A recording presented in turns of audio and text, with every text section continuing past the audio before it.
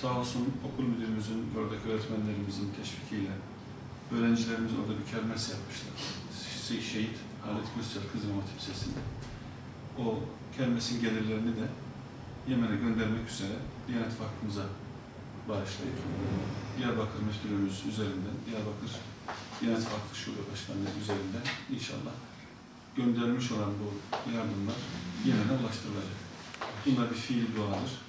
O yüzden biz bu minik gönüllere, isimleri küçük ama yürekleri büyük gönüllere çok teşekkür ediyoruz. Öğretmenlere, müdür beye de ayrıca hassasiyetlerden dolayı çok teşekkür ediyoruz. İnşallah bu dua, fiili dua, oradaki zulmün bitmesine bir vesile olur. İnşallah bu fiili dua, İslam ümmetinin dirilişine sebep olur. Ve bu mazlumiyetin bitmesine sebep olur. Ve aynı zamanda da bütün dünya insanların bu tür zulümlere dur demesine de bir vesile olur. Malumunuz Yemen'de yaşanan bir dram var.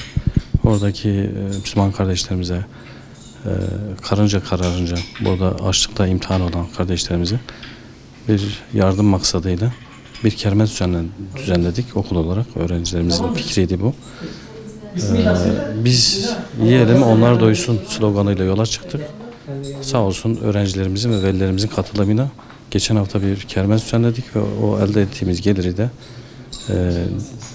İl Müftülüğü Diyanet Vakfı aracılığıyla Yemenli kardeşlerimize ulaştırmak üzere elde ettiğimiz gelirimizi İl Müftümüze teslim ettik.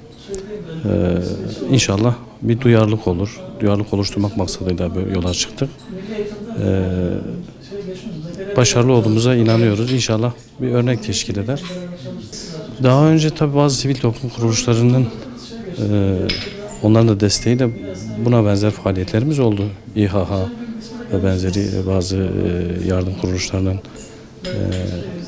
öncülüğünde, onların desteğiyle en son işte bunu yaptık. Kermese katılım çok yoğundu. Gerçekten beklediğimizin üzerindeydi. Özellikle velilerimize çok teşekkür ediyoruz.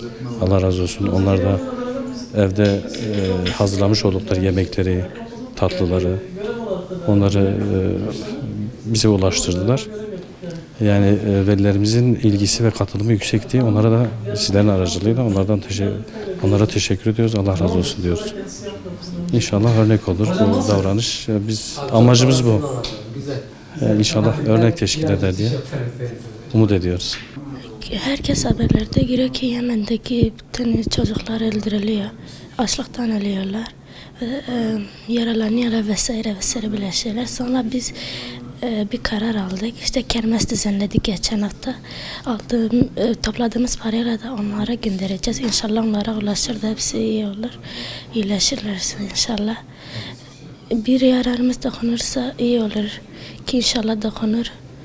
Allah onlara yardımcı olsun. İlk kez yaptım, çok güzel bir duyguydu. Yani İslam kardeşliği vardı gerçekten orada. Herkes onlara yardım amaçlı her şey yaptı. Ki oldu da. İnşallah yine de diyorum onlara ulaşırsa çok güzel olur, iyi olur. Onlar öldürülüyor. Biz burada bekleyemeyiz. Bari bir yardımlarla onlara yardımımız dokunsun. Ki herkes yaparsa inşallah onlar kurtulur.